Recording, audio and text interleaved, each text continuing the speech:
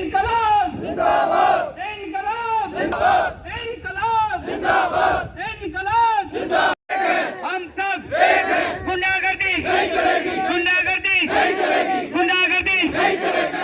हमसे जो टकराएगा, हमसे जो टकराएगा, हम सब आवाज दो, आवाज दो, आवाज दो। आपका कंपनी मुर्दाबाद, आपका कंपनी मुर्दाबाद, आपका कंपनी मुर्दाबाद।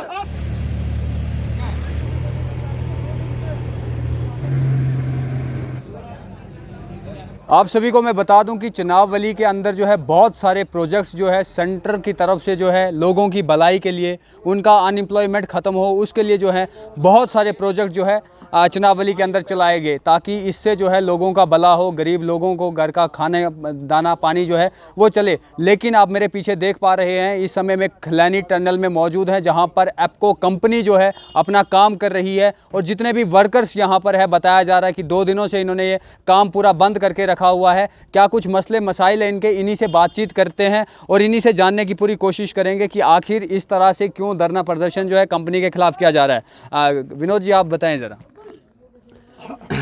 सबसे पहले आपका धन्यवाद जो आप यहाँ पे आए। 2 दिन से हमने काम बंद किया हुआ है, तो अभी तक तो आवाज़ हमारी कहीं पर पहुँची नहीं, आप आए यहाँ पे, धन्यवाद आपका। हमारा यहाँ पे मेन मसला जो ये था, हमारी जो सैलरी को रिलेटेड था। हमने पिछली बार भी धरना प्रदर्शन किया था और तब भी आप मीडिया वाले आए थे।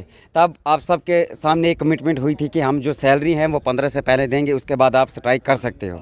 लेकिन क्या हुआ, आज 19 हो गई, अभी तक वो सैलरी किसी की नहीं आई है।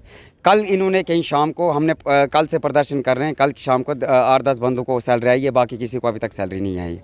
मेन जो हमारा इशू है कि अगर वर्कर काम करके इनको कमा के दे रहा है, अगर वर्कर वही वर्कर जो है वो महीने को देखता है कि हमारी सैलरी इतने को आएगी, उसका गुजारा जो होगा वो पूरा मैनेजमेंट वैसे करता है। लेकिन क्या हो रहा है यहाँ पे, 19-20 वर्कर को पता नहीं उनकी सैलरी कब आनी है। हालांकि मैनेजमेंट ने लिख के दिया है, रिटर्न में ये कार्रवाई हुई है, लेकिन अभी तक अब 19 होगी, अभी तक सैलरी नहीं आई। बाकी जो अगर सैलरी आती भी है, सैलरी का मैं आपको बता दूं, डिफरेंट जो हैं, एक स्किल सेम है लेकिन डिफरेंट सैलरी आ रही है। मींस मैं आपको बता दूं थोड़ा एक्सप्लेन करके, अगर एक हेल्पर है, उसका स्किल हेल्पर है, वो उसका ट्रेड हेल्पर है, तो उसको क्या हो रहा है, किसी को 18,000 आ रही है, किसी को 24,000 आ रही है, किसी को 27,000 आ रही है। वो अभी तक हमें पता नहीं चला वो कैसे आ रही है। अगर बंदा उतने ही 12 घंटे काम कर रहा है, दूसरा भी 12 घंटे काम कर रहा है, ये भी 12 घंटे काम कर रहा है, ये भी ओटी लगा रहा है, अलाउंस इसको भी सेम उसका भी सेम है, फिर सैलरी में डिफरेंस क्यों है? आपको क्या लग रहा है कि यहाँ पर कोई पार्टी का हाथ होगा, पार्टी का खास या एप्को का खास होगा, कुछ ऐसा? नहीं, ये वर्कर्स की बात है, ये कंपनी और हमारी कंपनी और मैनेजमेंट की बात है। जो भी धांधली होती है वो मैनेजमेंट से ही होती है। हमारी जो भी डिमांड है, हमने सबसे पहले पीएम को पकड़ा कि ऐसा क्यों है, ये क्यों हो रहा है कि सैलरी में वेरिएशन कैसे आ रही है। अगर स्किल सेम है तो फिर डिफरेंट सैलरी कैसे आ रही है? OTRs और सबसे देखो, आप ये टनल देख रहे हो, टनल का काम बहुत रिस्की काम होता है। यहाँ पे टनल में इसलिए अलाउंस दिए जाते हैं, लेकिन यहाँ पे अलाउंस नहीं है, हार्डशिप अलाउंस नहीं है, डार्कनेस अलाउंस नहीं है। यहाँ पे टनल में जो डस्ट अलाउंस है, जो हमारे क्रशर पे जो लोग होते हैं उनकी आप हालत देखोगे बहुत बदतर हो जाती है। मैं आपको एक बात बताऊं कि आधी ज़िंदगी कम हो जाती है प्रोजेक्ट में आके। गैस अलाउंस होना चाहिए, वो कुछ भी नहीं मिल रहा वर्करों को, उसका बेनिफिट तो मिले। मेडिकल फैसिलिटी आप देखो, मेडिकल फैसिलिटी के नाम पे यहाँ पे कुछ नहीं है, 2-4 टेबलेटें हैं, यहाँ पे कुछ नहीं। कितने हादसे हुए, आपने खुद रिपोर्टिंग की कि यहाँ पे कितने हादसे हुए, लेकिन यहाँ पे कुछ भी नहीं है। मेडिकल मेस का हाल देखो आप, ये लोग वो पानी पी रहे हैं जो हम शमशान घाट का पानी उसी नाले में जा रहा है, नीचे उन्होंने नीचे पंप लगाया, वहाँ से ला रहे हैं पानी। देख रहे हो, ये हालत है। मजबूरन हमें जाते वक्त खलैनी नाले में ब्रिज, आप खुद इनको देख लो, मजबूरन हमें क्या यहाँ पे उतरना पड़ा। चाचा, क्या नाम हुआ आपका? मुल्खराज। क्या करते हैं आप यहाँ पे? मैं लोडर ऑपरेटर हूँ। आपको जो है आपकी सैलरी मिल रही है? सैलरी मिल रही है, टाइम की सैलरी नहीं दे रहे। परसों हमारे पीएम साहब आए इधर, बोलते जी सैलरी नहीं आई, आनी थी नहीं आई, हमें 2 दिन का टाइम दो। तो हमने बोला साहब आप 2 दिन का टाइम, अगर बोलते यार मेरे सिर से ऊपर चला गया है। जब आपसे बोलते 2 दिन, बोल चलो जी आपका 2 दिन देते हैं, हम स्ट्राइक नहीं करेंगे। 2 दिन दिए, 2 दिन के बाद नहीं आई सैलरी, हमने स्ट्राइक की। और ये आज की बात नहीं है, जब 1 साल हो गया, कम से कम 1 साल हो गया हम लोगों को इधर। हर महीने यही है कि जैसे स्ट्राइक करते हैं कि जिस दिन स्ट्राइक चालू की तो शाम को 8-10 बंदों की सैलरी आ जाती है, बगैर स्ट्राइक किए सैलरी नहीं आती। हम लोगों को बदनाम कर दिया है कि हम स्ट्राइक करेंगे तो वो सैलरी डालेंगे। और ओटी का मसला है, ओटी सही ढंग से नहीं दे रहे हैं, अलाउंस सही ढंग से नहीं दे रहे। ओटी का अमाउंट जो आता है वो ओटी अमाउंट में लिखना चाहिए, उधर वो अलाउंस में, और अलाउंस और ओटी वो एक ही बना देते हैं। क्या खिचड़ी बनाते हैं क्या, कोई पता नहीं लगता है। वो कभी कम है, कभी ज़्यादा, ना उसमें रेट है। बेसिक डाल दिया, हाँ जी इतना। अभी पिछले महीने हमारा रेट रिन्यू हुआ है, वो भी अपडेट नहीं किया है। वो कितना है क्या है कोई कुछ नहीं है। ये चीज़ें हमने उनके साथ की डिस्कस। कल कोई नहीं आया, कल हमारा पता लेने कोई नहीं आया। आज सुबह आए, बोलते हम बात करें। मैंने पीएम साहब को बोला जब आपके सिर से ऊपर चला गया, आपकी सुनाई नहीं होती है, हम आपसे क्या बात करेंगे। जो कोई आपके ऊपर सुनने वाला, जो आप तो अभी हाँ कर देंगे, हम आपसे बात करेंगे, आप हाँ कर देंगे तो वो इम्प्लीमेंट नहीं होगा, तो फिर हम कहाँ जाएंगे। तो जो इम्प्लीमेंट करने वाला उसको बुलाओ, हम उससे बात करेंगे। तो यानी कि हम समझ सकते हैं कि कंपनी की तरफ से कोई बड़ा ओहदेदार यहाँ पर नहीं पहुँचा। कोई ओहदेदार नहीं है। जो हैं अभी जो मौके के बनते हैं हम ओहदेदार हैं, मगर उनकी चलती नहीं है। जब उनकी चलती नहीं तो उनकी हमको ज़रूरत ही नहीं है, उनके साथ हम क्या बात करेंगे जब वो इम्प्लीमेंट नहीं कर सकते हैं। अगर उधर से वो बोल भी देंगे हाँ जी इम्प्लीमेंट कर देना, अगले महीने जाके फिर वही हाल होगा, फिर नहीं हुआ होगा, हमें फिर धरने पर या बात करनी। या तो हमने बात करनी, अभी मैं बात कर रहा हूँ ना, अभी मेरे को कॉल आ जाएगा, किसी से मैसेज आ जाएगा, हाँ जी इसको ट्रांसफ़र कर दो जी जेड मोड के लिए, इसको ये कर दो, दूसरी साइड भेज दो। चलिए, लोगों के बताने से प्रतीत हो रहा है कि तानाशाही जो है यहाँ पर भी चल रही है। सर क्या नाम हुआ आपका? मेरा नाम योगेश है। आप अगर इस तरह के आप 2 दिन से जो है वो स्ट्राइक पे है और यहाँ पर आपसे कोई आ नहीं रहा बड़ा अहदेदार बात करने के लिए, तो अगर कोई यहाँ पर नहीं आता तो आगे का कदम आपका क्या रहेगा? सर सबसे पहले तो हमें पता ही नहीं हमारा अहदेदार कौन है। यहाँ पे काम एप्को कर रही है, बट हम लोग जो हैं डीएफएस में, कोई डीएफएस करके ठेकेदार है, हमें आज तक उसका कोई वर्कर नहीं देखा। यहाँ पे कोई एम्प्लॉयमेंट की डीएफएस वाला कोई अफसर आए, हम उससे बात करें। जब कोई बात होती है एप्को वाले बोलते हैं आप डीएफएस के बंदे हो। अब डीएफएस वाले को हम पूछते वो है कौन, हमें आज तक पता नहीं है। बात करनी है तो किससे करनी है।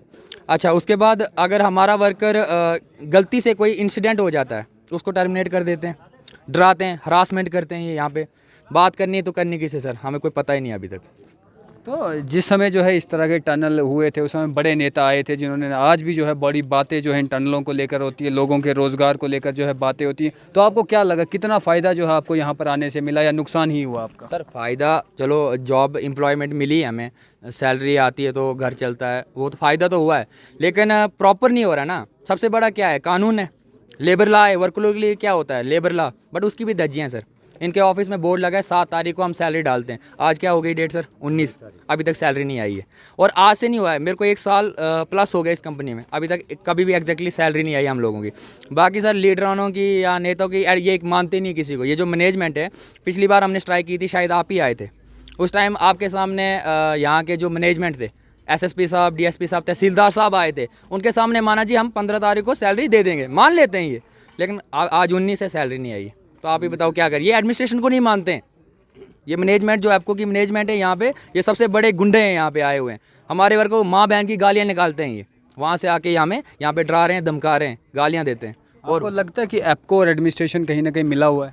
नहीं सर, ऐसा नहीं है, ये मानते ही नहीं है, ये अपनी क्या बोलें, ये किसी की नहीं सुनते हैं सर, ये तानाशाही करने आए हैं यहाँ से। नहीं ऐसा, क्योंकि एडमिनिस्ट्रेशन के पास वो राइट्स हैं कि वो अपनी कार्रवाई कर सकते हैं, लेकिन अगर वो कार्रवाई नहीं कर रहे हैं तो इसका ये मतलब निकलता है। आप पिछली वीडियो खुद ही चेक करना, आपने खुद ही वीडियो बनाई थी, पूरे मीडिया में चढ़ाया था, और वहाँ पे एडमिनिस्ट्रेशन के सामने हमारे प्रोजेक्ट मैनेजर ने माना था 15 तारीख से पहले सैलरी आएगी।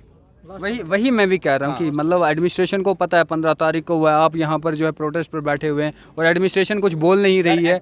जहाँ तक मेरे को लगता है एडमिनिस्ट्रेशन को आज पता नहीं होगा, क्योंकि आज संडे, ये कल से हम स्ट्राइक पे बैठे हुए हैं, क्योंकि पिछली बार इन्होंने जब आप लोग आए थे यहाँ पे, पूरे डिस्ट्रिक्ट मजिस्ट्रेशन वगैरह सब आए हुए थे, तब इन्होंने बोला था 15 से पहले।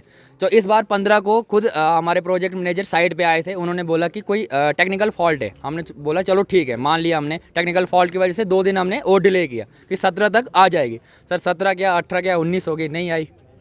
टेक्निकल फॉल्ट नहीं बोला, ये बेवकूफ़ बनाते सर, ये तानाशाही है यहाँ पे। टेक्निकल फॉल्ट ने बोला, मेरे साथ इधर अंकुश साहब भी थे, बोला मेरे सिर से ऊपर चला गया। सिर से ऊपर मतलब कि सीधे हाथ खड़े कर दिए, यह चीज़ बोली उन्होंने कि बोलते ये है। बोल चलो ठीक है, आप आए, हम आपका एहतराम करते हैं, आपके लिए हम 2 दिन देते हैं। 2 का बीच नहीं होना चाहिए।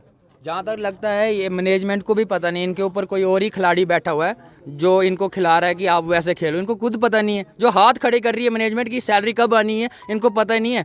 हम फिर जाएं तो जाए कहाँ सर, ये मजबूर होकर हमें यहाँ पे बैठना पड़ रहा है। जी, तो चलिए आपने जो है लोगों का सुना कि किस तरह से जो लोग हैं अपना पूरा काम जो है वो यहाँ पर करते हैं, अपनी दिहाड़ी यहाँ पर लगाते हैं और एक इस उम्मीद से काम करते हैं आगे आने वाले टाइम पे हो सकता है ये ईद भी आने वाली है और हो सकता है कि आपको के दिमाग में कुछ ऐसा चल रहा हो कि अगर हमने इन्हें सैलरी आज दे दी तो ईद पे ये लोग फिर से सैलरी मांगेंगे, तो इससे अच्छा होगा कि उसी दिन डाल देंगे ताकि इनके 1 महीने की और डिले कर देंगे। सर क्या नाम हुआ आपका? सर मेरा नाम पवनजीत सिंह राणा है। क्या कहना चाहेंगे आप इस व्यवहार के बारे में? सबसे पहले तो मैं आपका शुक्रिया करता हूँ, जी आप हमारे बीच में आए। जी, हमारा भी थोड़ा उत्साह बढ़ गया कि मीडिया भी हमारे पास आ गई है, एडमिनिस्ट्रेशन भी हमारे पास आ गई। हम तो आपके साथ हमेशा हैं। हम चाहते हैं आप हमेशा हमारे साथ में रहें। तो मेरा बोलने का मतलब ये है, जो मतलब कि ये चोर बाज़ारी है ना, ये चोर बाज़ारी नहीं चलेगी यहाँ। इस टाइम में सेंटर में हमारा MP बैठा है, हमने पूरी डिटेल में सब कुछ दिया है हमने वहाँ पे कि हमारा यहाँ पे क्या सिस्टम चल रहा है क्या नहीं। उनके डॉक्टर जितेंद्र सिंह राणा जी के जो बेटे जी आए थे, उनको हमने एक रेजोल्यूशन लेटर पे हमने कम से कम 180 वर्करों ने साइन करके दिए हुए हैं। वहाँ पे हमने ये बोला है कि कॉन्ट्रैक्टर और जो डेजिग्नेशन के हिसाब से हम लोगों ने इसलिए साइन करके दिए थे। हमारे जो रेट हैं सेंटर रेट, हमारे साथ कानून बराबर है। देखो हम बोलेंगे SP साहब को बोलेंगे या DC साहब को बोलेंगे, ये गलत बात है, क्योंकि उन्होंने हमें आज तक परेशान नहीं किया। ये धमकी देते ना, ये क्या बोलते हैं, कंपनी वाले बोलते हैं कि हम एडमिनिस्ट्रेशन पर, वो एडमिनिस्ट्रेशन के पास जाए, जिसके पास भी जाए वो हमारी है, हम ठोक के बोलते हैं। DC साहब हमारे लिए बैठे हैं, SP साहब हमारे लिए बैठे हैं। गलत करेगा कोई, वो गलत भुगतेगा, क्योंकि हम चाहते हैं CBI, हमें CBI बिठानी है। नंबर 1 संतोष, हमारे संतोष जी हैं जो, उनके ऊपर हमने CBI बिठानी है। पूरी डिटेल हमें चाहिए, बैंक डिटेल वगैरह हमें सारी डिटेल चाहिए। संतोष जी कौन है? हमारे कंपनी के एडमिन के HR हैं वो। हमें अपने स्टाफ में जितने भी हैं हमने उस पर CBI बिठानी है। हमने उस CBI में हमने ये दिखाना है कि जो हमारे ये लोगों को आज तक जब से एक प्रोजेक्ट स्टार्ट हुआ है तब से मतलब ये ऊपर नीचे जो सैलरी आई है उसका 1-1 रुपये का हमें हिसाब किताब चाहिए। गलत बोल रहा हूँ मैं? हमारे को 1-1 रुपये का हिसाब किताब चाहिए। हमारे भी परिवार हैं, अगर ये बाहर से हिमाचल से आए हैं या UP से आए, बिहार से आए या कहीं से भी आए, अगर ये यहाँ पे आके अगर ये बोलते हैं कि क्या बोलते हैं, दिखाना चाहते हैं कि यहाँ गुंडागर्दी, हम उनको पता नहीं है क्या बोलते हैं कि जो लोकल हैं ये उनके साथ में हम खड़े हो जाएंगे तो और मजबूती बढ़ जाएगी। हम यही चाहते हैं कि हम सब एक हैं और एक ही रहेंगे, और हम सब का मुद्दा अलग अलग नहीं है, एक ही है। और हम सब का unskilled, skilled, high skilled, semi skilled, सबकी सैलरी एक होनी चाहिए, इक्वल। और ये DFS क्या है, मेन पॉइंट DFS, और ये फिक्सिंग क्या है, हमें फिक्स कर दिया गया है। क्यों कर दिया गया फिक्स? क्या हमारी ज़मीनें नहीं गई? क्या हमारे ये जो वातावरण थे, हमारे चश्मे थे, सब सूख गए, इतना नुकसान? हमारे जो लोकल हैं, जो हमारे ब्लॉक के नहीं, डिस्ट्रिक्ट डोडा के हैं, जो भदरुआ में भी आते हैं, गुंदो में भी आते हैं, सराज में भी आते हैं, गुंदो ये हमारा ये जो क्या नाम है गोवा एरिया, जो मरमत एरिया है, हम लोग सब एक इसलिए हैं कि हमारे यहाँ के बंदे पहले लगेंगे, हम उनको लगाएंगे जो बाहर है हमारे बंदे। क्यों बाहर के बंदे हम नहीं लगने देंगे? हाँ, हमारे पास जो टेक्निकल बंदा नहीं होगा हम उसको बोलेंगे बाहर से लाओ। और मेन मुद्दा यूनियन हम सबसे पहले एक्सेप्ट करेंगे, तब ये काम खुलेगा, नहीं तो ऐसे काम नहीं खुलेगा। यूनियन होगी तो सिस्टम चलेगा, क्योंकि ये गुंडागर्दी करेंगे, कल ये मुझे प्रेशर देंगे, कल ये विनोद जी के ऊपर प्रेशर देंगे, कल वर्कर के ऊपर प्रेशर देंगे। उस प्रेशर में तोड़ते हैं कि तुम्हारे बच्चे नहीं है, परिवार नहीं है, कल तुमने रहना है या नहीं रहना है, आगे हम काम नहीं लेंगे, वो करेंगे, काम पे रखेंगे नहीं। ऐसा ही हमें बार बार डिस्टर्ब करते हैं, हमें कन्फ्यूज़ करते हैं। हमारा मुद्दा एक ही है बस, हमारे सेंटर विजिट जो हैं हमें दे दिए जाएँ इज्जत से। काम करने के लिए हद तोड़ के हम काम करते हैं। हम पहाड़ी जट हैं, 4 दुनिया 8 है, 4.5 खट है, ठीक है। हम ज़मीन पे बैठ के और ज़मीन से ही हम अपना रोज़गार पैदा करते हैं। तो हम ये बरसात भी देख लो, इतनी बेईमानी हो रही है, इन लोगों ने बेईमानी कर दी है। चश्मे तो सूख गए हमारे, क्या हमारे फसलें भी उजड़ गई, हमारा माल वेच कहाँ जाएगा? मैं ये पूछना चाहता हूँ। कल अगर आपके पास ऑफिशियल्स नहीं आते हैं बातचीत करने के लिए, आपका मुद्दा हल नहीं होता, तो फिर क्या करेंगे आप? हम कंटिन्यू, साल भी लग जाएगा, प्रोजेक्ट को, इस कंपनी को फेल कर देंगे। हम पुट्ठे हैं, सब लोग कंटिन्यू रहेंगे, बराबर कंटिन्यू, हम कंटिन्यू रहेंगे। यहाँ पे सामान आ चुका है, यहाँ पे पतीले आ चुके हैं। हम आपको देखें यहाँ पे यहाँ पे हमारे चावल आ चुके हैं, जो दाल जो है, जो सब्जी वो वहाँ पे आ चुकी है। हमारी पूरी मेहनत के तैयारी पैसे है, से। पूरी तैयारी है। अपना हक आप इस बार लेके रहेंगे। और एक बात आपने कही थी कि ईद के लिए क्या वो तैयारी कर रहे हैं, अगर वैसा कुछ है तो कंपनी हमें बता देती ना, तो हम देखते फिर क्या करना है। लेकिन ये कुछ नहीं है, हमारे साथ साल से होता है ये, तो अब हम आगे बर्दाश्त नहीं करेंगे ना, हम इसको होने देंगे। तैयारी पूरी है, हम हक लेके रहेंगे। चलिए, पतीले, कुकर, तेल, चावल लेकर जो है मज़दूर जितने भी हैं वो सब आ चुके हैं और इनका यही साफ़ तौर पर कहना है कि अगर हमारी मुश्किलें, अगर हमारी सैलरी जो है हमें नहीं मिली तो हम अपनी स्ट्राइक जो है वो कंटिन्यू रखेंगे। पतीले शतीले राशन वाशन सब देख लो आप उधर, अब वीडियो में भी दिखा दो कि हाँ ये हमारी मेहनत का पैसा है।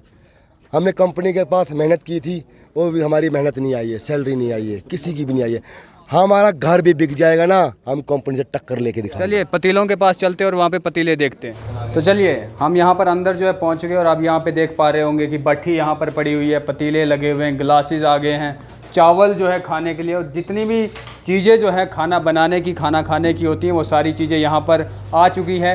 यानी कि अब जितने भी मज़दूर लोग हैं सब ने ये निर्णय ले लिया है कि जब तक ना हमारे हक़ में फ़ैसला आता है, क्योंकि जब से प्रोजेक्ट जो हैं हमारी चनावली में शुरू हुए हैं, हर किसी प्रोजेक्ट में से कोई ना कोई जो है शिकायत ज़रूर आती कि हमारे साथ ऐसा हो रहा है, हमारे साथ ऐसा हो रहा है। और ये आज से नहीं, ये सदियों से जो है मज़दूरों के साथ ज़्यादती चलती हुई आ रही है। वो इन लोगों को मालूम है कि एक मज़दूर बेचारा कर भी क्या सकता है, उसे टेंशनें हैं, उसे अपनी फैमिली पालनी है, बच्चे देखने हैं, दवाई खरीदनी है, उनके स्कूलों की चीज़ें देखनी है, और बहुत सारी टेंशनों में वो पहले ही होता है। और इसको एक और टेंशन अगर दे दोगे तो आखिर मज़दूर करेगा क्या। उम्मीद करते हैं कि एप्को कंपनी जल्द से जल्द जो है इस समाधान का जो है वो हल निकालेगी, ताकि यहाँ पर काम करने वाले मज़दूरों को राहत मिले। और एडमिनिस्ट्रेशन को भी मैं कहना चाहूँगा कि कृपया, मैं अपनी हर एक वीडियो में कहता हूँ कि एडमिनिस्ट्रेशन में जितने बाबू लोग बैठे हुए हैं उन्हें इन जगहों पर खुद से आना पड़ेगा, देखना पड़ेगा, लोगों से बातचीत करनी पड़ेगी,